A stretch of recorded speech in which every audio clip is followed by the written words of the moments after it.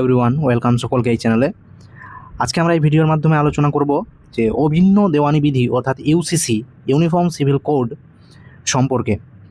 সম্প্রতি পশ্চিমবঙ্গে রাজ্যে আমাদের বিধানসভায় ইউসিসি বিল নিয়ে আলোচনা হয়েছে এবং এই ইউসিসি বিলটা কী এবং কী জন্য গুরুত্বপূর্ণ হয়ে উঠেছে, এর মধ্যে কি কি রয়েছে বিশেষ প্রাধান্য, এর ইতিহাস কী এবং এর বর্তমান কি রয়েছে, এই সম্পর্কিত টোটাল বিষয়টা আমরা এই ভিডিওর মাধ্যমে আলোচনা করব। তো যারা বিশ্লেষণকে ভালোবাসেন, বিশ্লেষণ দেখতে পছন্দ করেন এবং এইরকম আইনি জিনিসগুলো জানতে চান, তারা অবশ্যই চ্যানেলটিকে সাবস্ক্রাইব করুন এবং এই ভিডিওটিকে আরও বেশি করে মানুষের মধ্যে ছড়িয়ে দিন, শেয়ার করে দিন, যাতে করে তারা বিষয়টিকে ভালো করে বুঝতে পারে এবং এই আইনটা কী, এই আইন সম্পর্কে তারা জানতে পারে।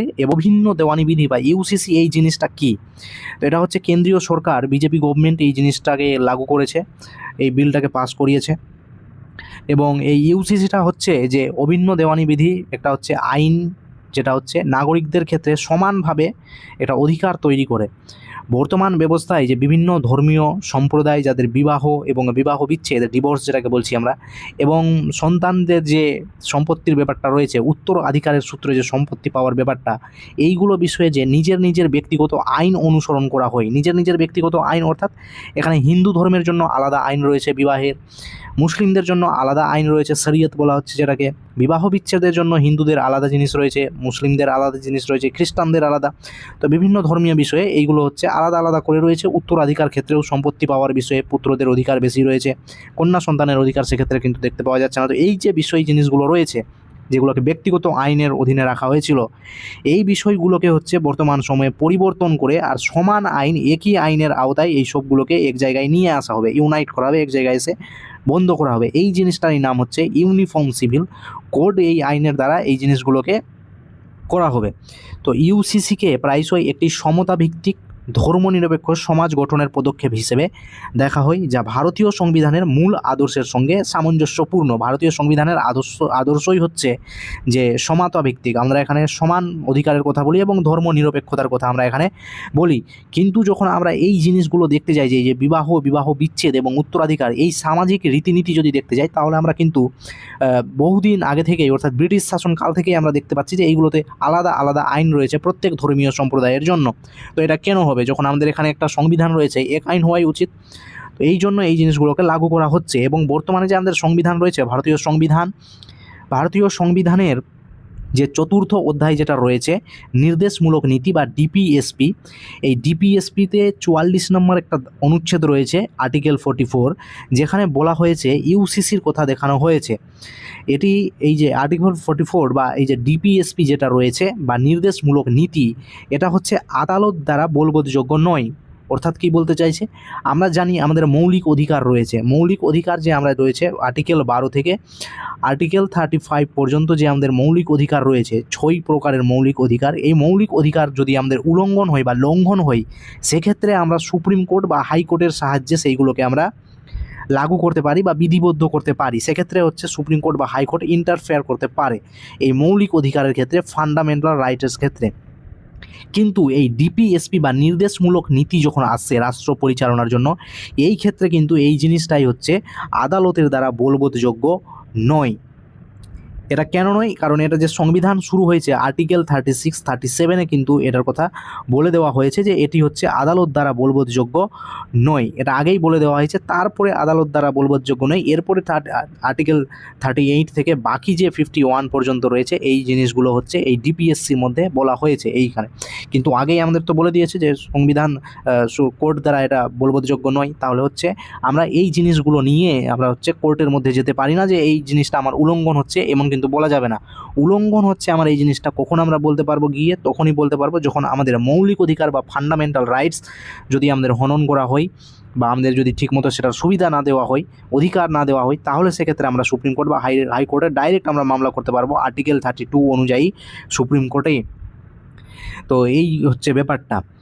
তো আশা করছি বোঝা যাচ্ছে যে, কিন্তু এটি সমস্ত নাগরিকের জন্য সাধারণ দেওয়ানি প্রয়োগ করার ক্ষেত্রে একটা আকাঙ্ক্ষা প্রকাশ করে। তো এটা হচ্ছে যেহেতু সুপ্রিম কোর্ট বা হাইকোর্ট দ্বারা এটা বলবৎযোগ্য নয়, কিন্তু এই ইউসিসি যে ব্যাপারটা রয়েছে, যেটা বিভিন্ন ধর্মের জন্য আলাদা আলাদা ব্যবস্থা রয়েছে, এই জিনিসটাকে একই জায়গায় নিয়ে আসা ভীষণ জরুরি রয়েছে। তো এর যদি ঐতিহাসিক প্রেক্ষাপট যদি দেখি আমরা, ইউসিসির ঐতিহাসিক প্রেক্ষাপট, তাহলে আমরা দেখতে পাবো যে ঔপনিবেশিক শাসনামল অর্থাৎ ব্রিটিশ শাসনকাল, ঔপনিবেশিক শাসনকাল থেকেই এর জিনিসটা শুরু হয়েছিল। সেই সময় অপরাধমূলক এবং দেওয়ানি আইনের অভিন্নকরণের চেষ্টা করা হলেও স্থানীয় জনগণের প্রতিরোধ এড়াতে হিন্দু এবং মুসলিম ব্যক্তিগত আইন যেগুলো ছিল, যেমন বিবাহ আইন বা ধর্মীয় আইন যে সমস্ত ছিল, ব্রিটিশরা সবসময় চেষ্টা করতো যে এই ধর্মীয় জিনিসগুলোতে যাতে আমরা ইন্টারফেয়ার না করি। বাকি ক্রাইমমূলক যেগুলো রয়েছে, খুন করা, চুরি ডাকাতি করা, এই সমস্ত বিষয়েরা হিন্দু মুসলিম খ্রিস্টান সবার জন্য একই রকম আইন এরা তৈরি করেছে। কিন্তু এই যে বিবাহ বিচ্ছেদ বা কোনো রকম ধর্মীয় রীতিনীতি, এইগুলো বিষয়ে কিন্তু ব্রিটিশ যারা ছিল তারা এইগুলো বিষয়ে ইন্টারফেয়ার করেনি। তারা এই আইনগুলোকে ব্যক্তিগত বলে ঘোষণা করে যে এটা মুসলিমদের নিজস্ব ব্যাপার, হিন্দু সম্প্রদায়ের নিজস্ব ব্যাপার, এই বিষয়ে আমরা ইন্টারফেয়ার করবো না, এই বলে কিন্তু এগুলোকে আইনের আওতায় নিয়ে আসা হয়নি। আর সেই সময় থেকে এই জিনিসগুলো আইনের বাইরেই থেকে গেছে। বিংশ শতাব্দীতে অর্থাৎ 1901 থেকে যখন 2000 সালের মধ্যে ভারতে যে নারী আন্দোলনগুলো মাথা চাড়া দিচ্ছিল, সেই সময় এই যে নারীদের যে অধিকার, যেহেতু আমরা যদি দেখি তাহলে এর মাধ্যমে নারীদেরই অধিকার সব থেকে বেশি খর্ব হয়েছে। নারীদের অধিকার কিন্তু তারা ঠিকভাবে পায়নি নারীরা। তো নারী আন্দোলনের মাধ্যমে এই নারীগুলোই নিজেদের অধিকারের জন্য, নিজেদের সমতার জন্য, ধর্মনিরপেক্ষতার জন্য আলোচনায় পুনরায় এই জিনিসগুলো গতি পায়। এবং পরবর্তী সময়ে যখন সংবিধান আমাদের তৈরি হওয়া শুরু হয়েছিল, তো সংবিধান প্রণেতা যারা ছিলেন, যেমন আমাদের সংবিধান যে জনক ডক্টর বি.আর. আম্বেদকর মহাশয়, অনেক বিশিষ্ট দূরদর্শী নেতা, এবং এই যে ইউসিসি এর বাস্তবায়নের পক্ষেও তিনি জোরালো সওয়াল করেছিলেন। এবং সর্বসম্মত সিদ্ধান্তে এটাই পৌঁছানো হয়েছিল যখন সংবিধান লাগু করা হচ্ছিল, এই যে ইউসিসি যে জিনিসটা রয়েছে, এটাকে সেই সময় আর সংবিধানের অন্তর্ভুক্ত করা হয়নি, বরং এটাকে কী করা হয়েছে, আমাদের সংবিধানের 4th অধ্যায়ের অনুচ্ছেদ 40 নম্বরে বা আর্টিকেল 44-এ এটাকে সংবিধান বা সুপ্রিম কোর্ট বা কোর্ট দ্বারা অবলবৎযোগ্য রেখে এটাকে নির্দেশমূলক নীতির মধ্যে অন্তর্ভুক্ত করে দেওয়া হয়েছিল। আর বলা হয়েছিল যে এই জিনিসটা কোর্টের মধ্যে না দিয়ে এটা সরকারের উপরে দিয়ে দেওয়া হলো, এবং সরকার যখন যেভাবে চাইবে এই জিনিসগুলোকে নিজের মতো করে তৈরি করে আবার লাগু করবে। তো সংবিধান প্রণেতারাও যখন এই জিনিসটাকে তৈরি করছিল, তারাও এই জিনিস নিয়ে তাদের মধ্যেও মতভেদ রয়ে গেছিলো, যার জন্য তখন তারা এই ইউসিসিকে লাগু করেননি, এটাকে অনুচ্ছেদ 44-এর মধ্যে রেখে দিয়েছিল। এরপরে স্বাধীনতা পরবর্তী সময় যখন এলো, তো 1955 থেকে 56 সালে ভারতীয় সংসদের দ্বারা হিন্দু কোড বিল পাস করার মাধ্যমে হিন্দুদের ব্যক্তিগত আইনকে সংহিতাবদ্ধ করা হয়েছিল। এবং 1985 সালের একটা শাহবানো মামলা হয়েছিল, যেগুলো আমরা পরবর্তীতে দেখব এই মামলাগুলো কী ছিল, যেখানে বলা হয়েছিল অভিন্ন দেওয়ানি বিধির বিতর্কে পুনরায় ভারতীয় রাজনীতি কেন্দ্রবিন্দুতে চলে আসে, ভারতীয় রাজনীতি এবং বিভিন্ন যে আমাদের রাজনৈতিক দলগুলো রয়েছে, বিরোধী দলগুলো এর সপক্ষে সওয়াল করতে থাকে যে কেন এই লাগু করা হচ্ছে না। তো শাহবানো মামলা টামলা এগুলো আমরা পরে দেখব, কারণ এগুলো পোর্শনগুলো রাখা হয়েছে। এবং বর্তমান পরিপ্রেক্ষিতে যদি এই জিনিসটা দেখি সাম্প্রতিক ঘটনা প্রবাহে, তাহলে সারলা মুদগল 1995 মামলা, সায়রা বানো 2017 মামলার মতো বিচার বিভাগীয় ইউসিসিকে লাগু করার জন্য জোরালো সওয়াল করেছিল, এবং তারা বলেছিল এই মামলাগুলোর উপর ভিত্তি করে সায়রা বানু হোক বা সারলা মুদগল হোক বা এই জিনিসগুলো যে রয়েছে, এই মামলাগুলোর উপর ভিত্তি করে সুপ্রিম কোর্ট বারবার বলেছে যে ইউসিসিকে লাগু করা প্রয়োজন রয়েছে, দেশের মধ্যে অভিন্ন দেওয়ানি বিধি যত তাড়াতাড়ি শীঘ্র এগুলোকে লাগু করা উচিত। তো জুডিশিয়াল কল সত্ত্বেও ধর্মীয় স্বাধীনতা রক্ষা এবং ভারতের সাংস্কৃতিক বৈচিত্র্য অক্ষুণ্ণ রাখার উদ্দেশ্যে ইউসিসি আজ পর্যন্ত একটি অত্যন্ত আলোচিত এবং বিতর্কিত বিষয় উঠে রয়েছে, এবং ভারতের মধ্যে এই জিনিসগুলো রয়েছে। এবং ভারতের এই মুহূর্তে বিভিন্ন যে বিজেপি শাসিত বিশেষ করে যে রাজ্যগুলো রয়েছে, সেই রাজ্যগুলোতে এই ইউসিসিগুলো চালু করা হয়ে গেছে, যেমন উত্তরাখণ্ডে, গোয়াতে, গুজরাটে, মধ্যপ্রদেশের উপরে কাজ চলছে, আসাম রাজ্যে, পশ্চিমবঙ্গ রাজ্যে সম্প্রতি এই নিয়ে আলোচনা হবে বিধানসভায়। তো ভারতের দেওয়ানি আইন বর্তমানে কি স্থিতি রয়েছে, ইউনিফর্ম সিভিল কোড যেটা আমরা বলছি, তো এটা কি স্থিতি রয়েছে ভারতে বর্তমানে যে রয়েছে। তো এটা যদি দেখি আমরা, যে ধর্মনিরপেক্ষ আইন যেমন 1954 সালের বিবাহ আইন, বিশেষ বিবাহ আইন বা স্পেশাল ম্যারেজ অ্যাক্ট যেটা রয়েছে, এইগুলো বিষয়ে বিশেষ মর্যাদাপ্রাপ্ত কিছু রাজ্যের জন্য আইনগুলোতে ব্যতিক্রম রয়েছে। যে বর্তমান ভারতের যে হিন্দুদের যে অ্যাক্ট রয়েছে, যেটা হিন্দু পার্সোনাল আইন বা হিন্দু ব্যক্তিগত আইন, সেটা 1955 খ্রিস্টাব্দের হিন্দু ম্যারেজ অ্যাক্ট। 1955 খ্রিস্টাব্দের হিন্দু ম্যারেজ অ্যাক্ট যেটা রয়েছে এটা হচ্ছে হিন্দুদের জন্য। হিন্দু মানে হচ্ছে এখানে শুধু হিন্দু সম্প্রদায় নয়, হিন্দু বলতে এখানে আরও অন্যান্য যেগুলো ধর্মীয় সম্প্রদায়ের কথা বলা হয়েছে সেগুলো হচ্ছে শিখদের কথা বলা হয়েছে, জৈনদের কথা বলা হয়েছে এবং বৌদ্ধ ধর্ম যারা অবলম্বনকারী তাদের কথাও কিন্তু এখানে বলা হয়েছে। এই হিন্দু শব্দটার দ্বারা এই সবাইকে এখানে হচ্ছে যুক্ত করা হয়েছে। তো হিন্দু বিবাহ আইন 1955 খ্রিস্টাব্দ কী ছিল, এগুলো হচ্ছে সবটা পার্সোনাল আইন এবং এই আইনগুলোর জন্যই ইউসিসিগুলোকে লাগু করার কথা বলা হচ্ছে, যে হিন্দুদের আলাদা আইন এবং মুসলিমদের আলাদা আইন কেন থাকবে, সবগুলো ক্ষেত্রে হচ্ছে একই জায়গায় নিয়ে আসা হবে এবং সেই আইনটার নাম হচ্ছে ইউসিসি আইন। তার জন্য আমরা হচ্ছে এই জিনিসগুলো আলোচনা করছি। তো হিন্দু বিবাহ আইন 1955 সাল হচ্ছে, যে যেখানে বলা হয় যে কী করে বিবাহ হবে, অর্থাৎ বিবাহের জন্য ছেলেদের বয়স মেয়েদের বয়স কত হবে সেগুলো বলা হয়েছে, 21 বছর 18 বছর।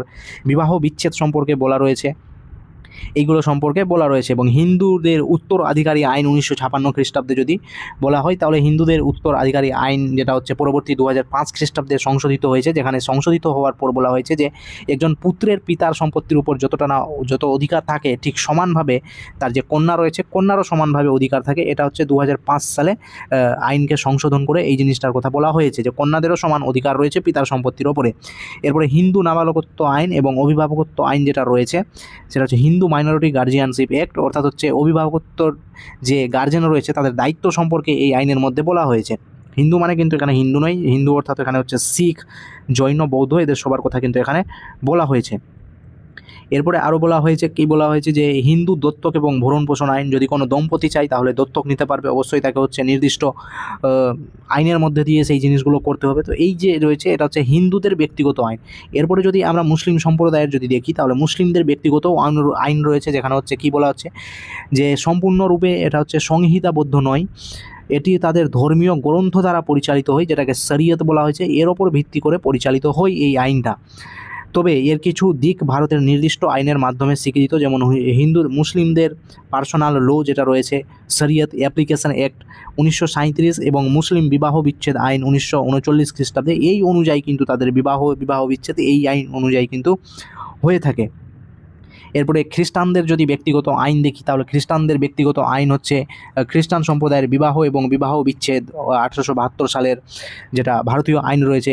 এই আইনে বিশেষ কিছু দিকগুলো বলা রয়েছে, যেমন হচ্ছে খ্রিস্টানদের এখানে বিবাহের বয়স কত থাকবে, 21 বছর ছেলেদের ক্ষেত্রে এবং মেয়েদের ক্ষেত্রে 18 বছর।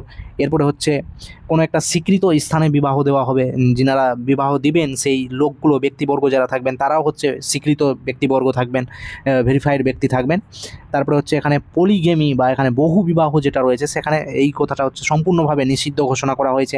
এরপরে হচ্ছে এই আইনের মধ্যে কোন আইনের মধ্যে এই 1872 খ্রিস্টাব্দের যেটা বিবাহ আইন রয়েছে খ্রিস্টান সম্প্রদায়ের, এই আইনের মধ্যে আরও বলা হয়েছে ডিভোর্স সম্পর্কে, এবং ডিভোর্স হয়ে যাওয়ার পর যে মেনটেন্যান্স চার্জ, যেটা স্ত্রী যদি সেপারেট থাকে তাহলে সেক্ষেত্রে মেনটেন্যান্স চার্জের কথা বলা হয়েছে, এবং উত্তরাধিকারী আইন যেটা 1950 খ্রিস্টাব্দে পুত্র আর কন্যার সমান অধিকার থাকবে।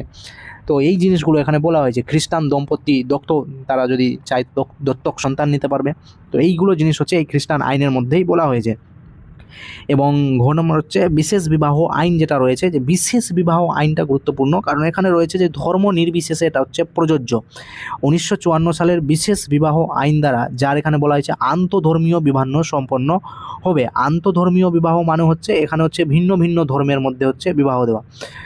ধরুন যে ছেলেটা বিবাহ করছে সে একটা ধর্মের হতে পারে, এক্স ধর্মের, এবং যে মহিলা বিবাহ করছে অর্থাৎ যে মেয়ে রয়েছে তিনি হচ্ছেন ওয়াই ধর্মের। তো এক্স ওয়াই দুটো আলাদা ধর্মের হচ্ছে বিবাহ, এটাই হচ্ছে স্পেশাল ম্যারেজ অ্যাক্ট বা বিশেষ বিবাহ আইন, যেটা 1954 সালে বলা হয়েছিল। এরকম আইন রয়েছে যেখানে ভিন্ন ধর্মের বিবাহের কথা বলা হয়েছে। 1890 সালের অভিভাবক এবং প্রতিপাল্য আইনের কথাও এখানে বলা হয়েছে, যে এখানে অভিভাবক বা প্রতিপাল্য যিনি থাকবেন, যিনি যদি কোনো সন্তানকে অ্যাডপ্ট নেন তাহলে তাদের দায়িত্ব সম্পর্কে এখানে বলা রয়েছে, এবং সেগুলো হচ্ছে আইনভাবে তাদেরকে হচ্ছে স্বীকৃতভাবে হচ্ছে এই জিনিসগুলো দত্তক নিতে হবে, প্রতিপালন করতে হবে, এবং সেক্ষেত্রে যদি তারা না পারেন তাহলে তাদের উপরে আইনি ব্যবস্থা নেওয়া হবে। তো এই জিনিসগুলো বলা হয়েছে।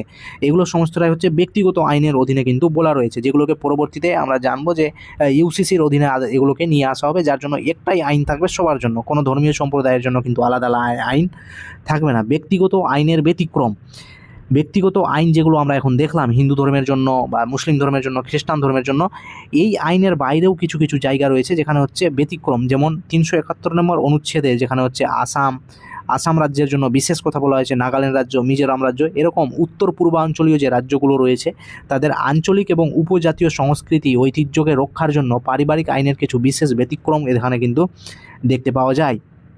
যেমন ভারতের কেবল গোয়া এবং উত্তরাখণ্ড রাজ্যে অভিন্ন দেওয়ানুবিধি কার্যকর করা হয়েছে। প্রথম রাজ্য হচ্ছে আমাদের উত্তরাখণ্ড, যেখানে এই ইউসিসিটা লাগু করা হয়েছে। তবে আসাম, গুজরাটের মতো অন্যান্য রাজ্যগুলি এটি বাস্তবায়নের সম্ভাবনা খতিয়ে দেখছে, কারণ এইগুলো হচ্ছে উপজাতিগত, এগুলো সংস্কৃতিগত, ঐতিহ্যগত ব্যাপার রয়েছে। এগুলোকে হচ্ছে সমস্তটা প্রথমে এই জিনিসগুলো খতিয়ে দেখে নিয়ে তারপরে এগুলোকে লাগু করা হবে। কারণ এখানে 371 নম্বর অনুচ্ছেদে বলাই রয়েছে, এগুলোতে আলাদা করে প্রভিশন দেওয়া রয়েছে। সংবিধান যদি আপনারা পড়ে থাকেন বা পড়ে যদি দেখেন, তাহলে এই রাজ্যগুলো যে রয়েছে উত্তর পূর্বাঞ্চলের রাজ্য, এদের জন্য আলাদা করে কিন্তু প্রভিশন দেওয়া রয়েছে। এরপরে ইউসিসি নিয়ে প্রধান যুক্তিসমূহ। ইউসিসি সম্পর্কে কি বলা হয়েছে, ইউসিসি কেন আমাদের গুরুত্বপূর্ণ হয়ে দাঁড়াচ্ছে। ডক্টর আম্বেদকর ইউসিসিকে বাঞ্ছনীয় বলে মনে করলেও গণপরিষদের তীব্র মতভেদের কারণে সেটাকে হচ্ছে সাময়িকভাবে স্বেচ্ছাধীন করার প্রস্তাব দিয়েছিলেন এবং বলেছিলেন যে এটা সরকার হচ্ছে নিজের মতো করে হচ্ছে লাগু করবে। সাংবিধানিক ম্যান্ডেট, সংবিধানের 44 নম্বর অনুচ্ছেদে স্পষ্টভাবে বলা হয়েছে, রাষ্ট্র ভারতের সমগ্র ভূখণ্ডে নাগরিকদের জন্য একটি অভিন্ন দেওয়ানি বিধি নিশ্চিত করার প্রয়াস করবে। রাষ্ট্র মানে হচ্ছে এখানে দেশ, দেশ মানে হচ্ছে এখানে সরকার হচ্ছে এখানে চেষ্টা করবে। সমর্থকদের মধ্যে এটি আইনের শাসন ও সমতা প্রতিষ্ঠার জন্য একান্তভাবে কিন্তু জরুরি। কারণ ভারত হচ্ছে এখানে হচ্ছে আমরা যদি দেখি তাহলে কেন্দ্রীয়ভাবে আমাদের দেশটা চলছে, তো কেন্দ্রীয়ভাবে কেন্দ্রীয় শাসনের অধীনে, এবং আমাদের সংবিধান তো একটাই রয়েছে, এমন না যে আমাদের যে 28টা রাজ্য রয়েছে সেখানে আলাদা আলাদা সংবিধান। তো দেশ যখন একটাই, তাহলে আইনও একটাই হওয়া উচিত। তো সেই কথাই এখানে বলা হচ্ছে যে সমর্থকদের মতে এই আইনের শাসন এবং সমতা প্রতিষ্ঠার জন্য এটা হচ্ছে চালু করা অবশ্যই জরুরি।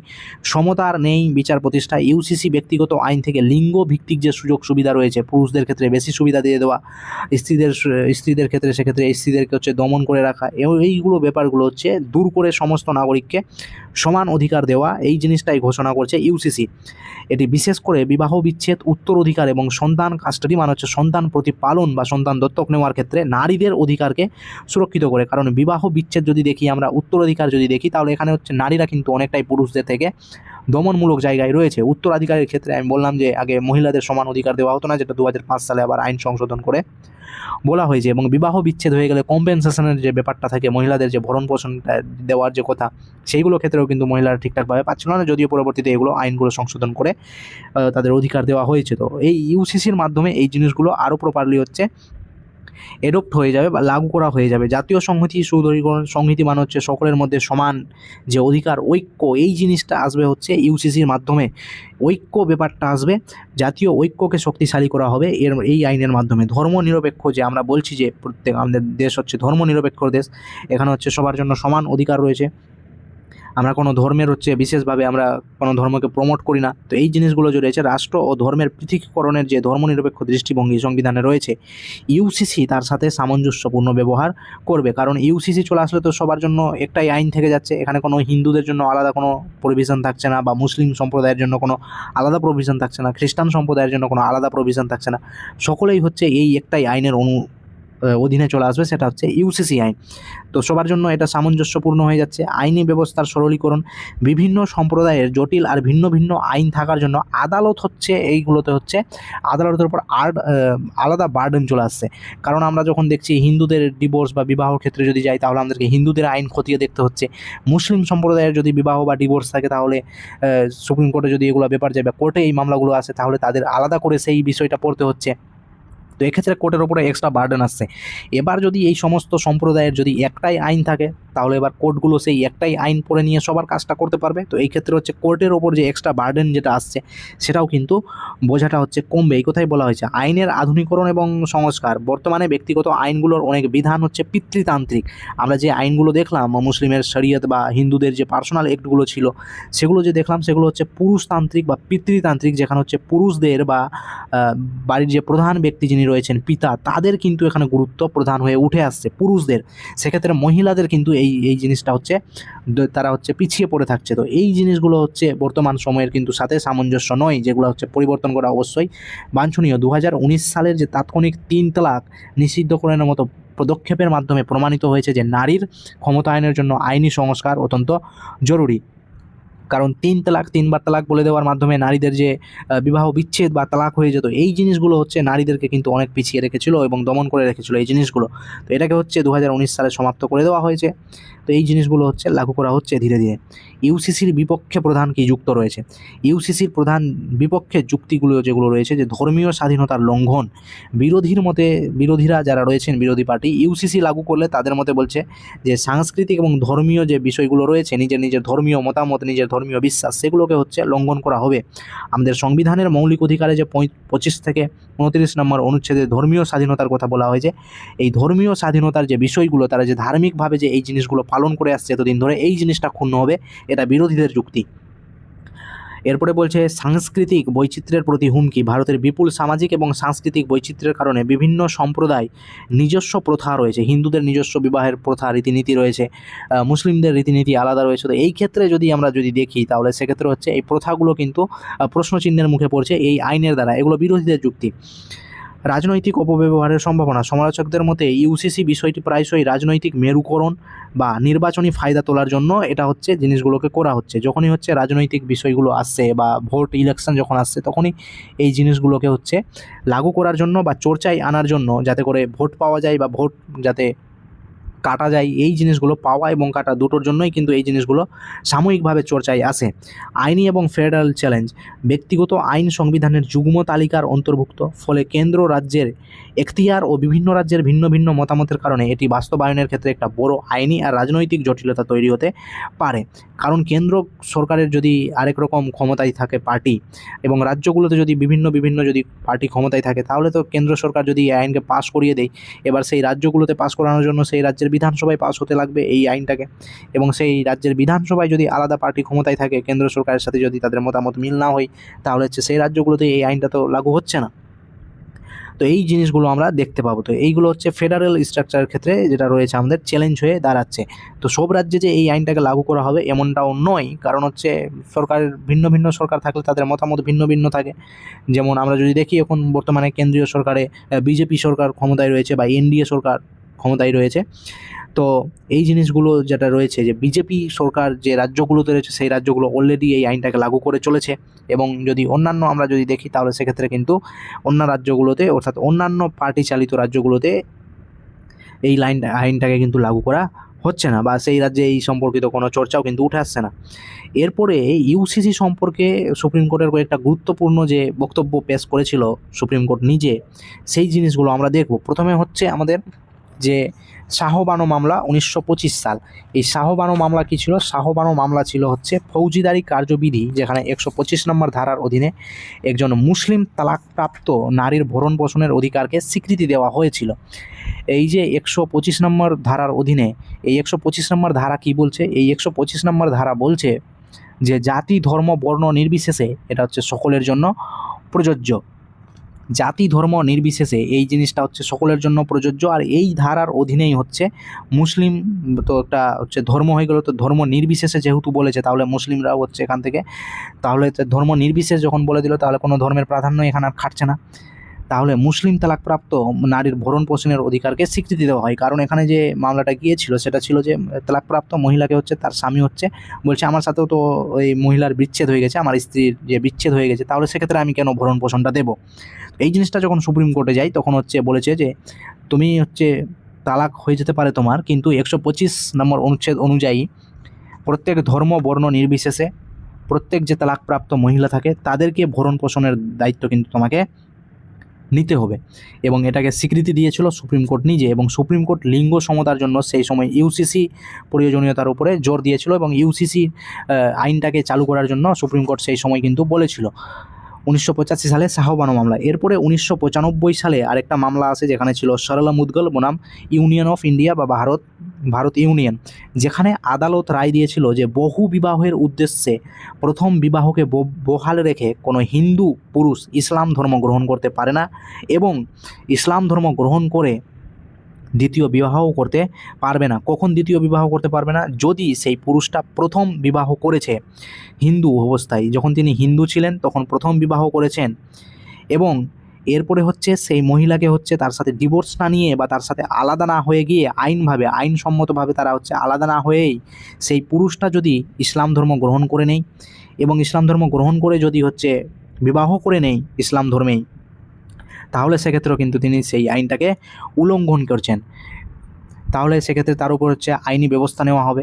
এক্ষেত্রে বলা হয়েছে আইপিসি সেকশন 494 অর্থাৎ 494 ধারা অনুযায়ী তার উপরে আইন যে উল্লঙ্ঘন করেছেন তিনি এই কাজটা করে, অর্থাৎ দ্বিতীয়বার বিবাহ করেছেন তিনি, হচ্ছে তার যে প্রথম স্ত্রী ছিল প্রথম স্ত্রীর সাথে তিনি বিচ্ছেদ না করিয়েই যে তিনি দ্বিতীয় বিবাহ করেছেন এবং মুসলিম ধর্ম গ্রহণ করেছেন, এর উপর ভিত্তি করে তার উপরে কিন্তু আইনিভাবে মামলা চালানো যাবে এবং তিনি আইনের আওতায় কিন্তু চলে আসবে। তো এই কথাই কিন্তু বলেছিল এবং এই মামলার রায় দিতে গিয়ে সুপ্রিম কোর্ট আবার সেখানে বলেছিল যে ইউসিসির প্রয়োজনীয়তা রয়েছে।